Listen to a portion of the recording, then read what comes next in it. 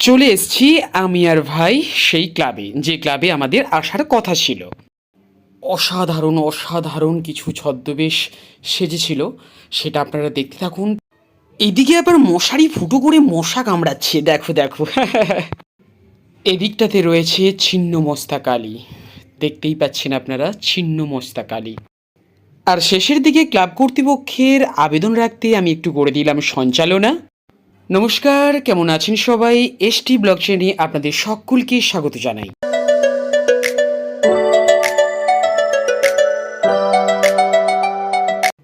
বন্ধুরা, আবারও একটা নতুন গল্প নিয়ে আপনাদের সামনে হাজির হলাম। আর আজকের গল্পটা কি বিষয়ে সেটা অলরেডি আপনারা টাইটেল আর থাম্বনেল দেখে বুঝতেই পেরেছেন। হ্যাঁ, আপনারা ঠিকই ধরেছেন। আজকের গল্পটা একটা ক্লাবের লক্ষ্মী পুজো, অর্থাৎ ডিম আশুলিয়া গ্যাংস্টার ক্লাবের লক্ষ্মী পুজোতে আমি একটা সাংস্কৃতিক ইভেন্টে জাজমেন্ট হিসেবে, অর্থাৎ বিচারক হিসেবে গিয়েছিলাম। আমি এখানে ছদ্মবেশের বিচারক হিসেবে গিয়েছিলাম। আর সত্যি কথা বলতে আমি ছোটোবেলা থেকে আবৃত্তি করতাম। আর সেই আবৃত্তির ব্যাপারটা নিয়ে আমি বিভিন্ন ক্লাবে আবৃত্তির বিচারকের আসনে যাই এবং মাঝে মাঝে ছদ্মবেশের বিচারকের আসনেও যাই। আর সেম একই রকমভাবেই আমাকে এই ক্লাবে বিচারকের আসনে আহ্বান জানানো হয়েছিল ছদ্মবেশের জন্য, তাই আমি গিয়েছিলাম এবং সঙ্গে করে ভাইকে নিয়ে গেছিলাম। আর এই যে দেখতে পাচ্ছেন, আমি আর ভাই চলে এসেছি সেই ক্লাবে, আর আপনাদের সঙ্গে শেয়ার করব ছদ্মবেশে বিভিন্ন প্রতিযোগী এবং প্রতিযোগীরা কী কী সাজছিল। তো প্রথমে একটু আপনারা দেখেছেন আর একটু ধারণা করতেও পেরেছেন যে কি অসাধারণ অসাধারণ সাজগুজির ব্যাপারটা ছিল। তো যাই হোক, পুরো ভিডিওটা আপনারা কন্টিনিউ দেখতে থাকুন আর বুঝতে পারবেন যে কত সুন্দর সুন্দর ওরা ছদ্মবেশ সেজেছিল, সেটা আপনারা অবশ্যই বুঝতে পারবেন। তার আগে চলুন আপনারা দেখে নিন এই স্টেজটা, যে স্টেজেতে বিভিন্ন সাংস্কৃতিক প্রোগ্রামগুলো হচ্ছিল। এই যে স্টেজ স্ট্রাকচার লাইট টাইট দিয়ে খুব ভালো রকমভাবে সাজিয়েছিল।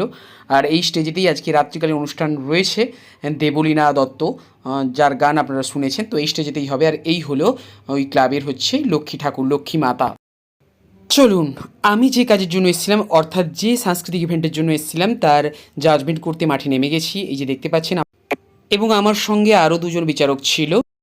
যাই হোক, আমি শুরু করে দিলাম ছদ্মবেশের জাজমেন্ট করতে। এক এক করে সমস্ত যারা সেজেছিল প্রত্যেককে দেখছিলাম কে কীরকমভাবে সেজেছে, এবং জাজমেন্ট করতে গিয়ে দুটো তিনটে জিনিস দেখছিলাম। তার মধ্যে প্রধান ছিল সাজগুজ কেমন হয়েছে। তার মধ্যে আরও একটা বিষয় দেখছিলাম যে সাজগুজটা বর্তমান সমাজের পক্ষে কতটা জরুরি।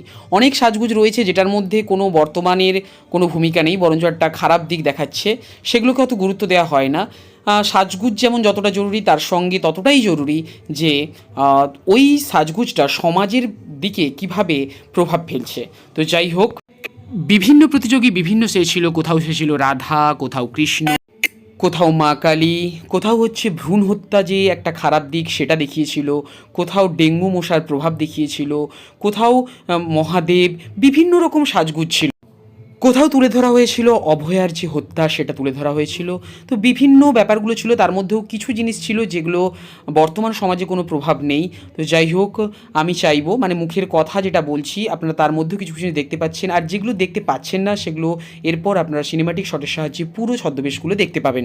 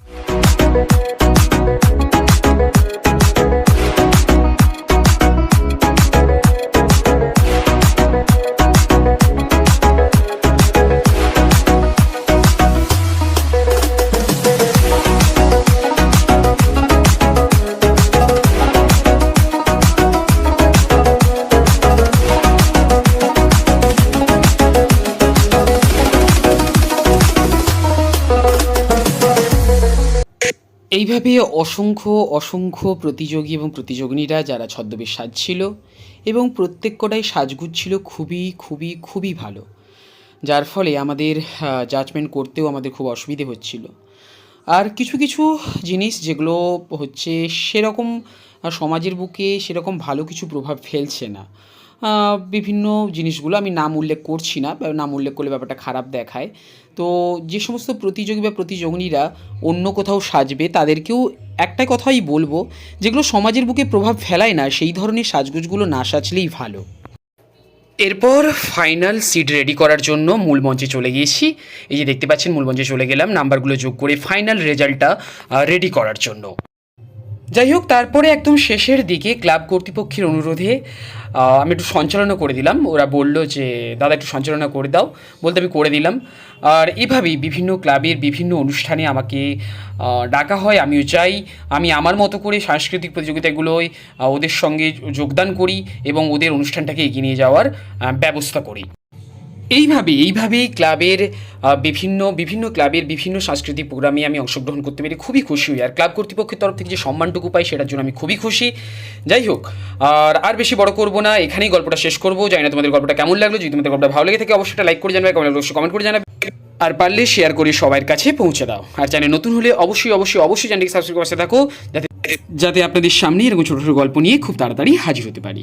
তো চলো, এখানে শেষ করলাম। Tata and good bye.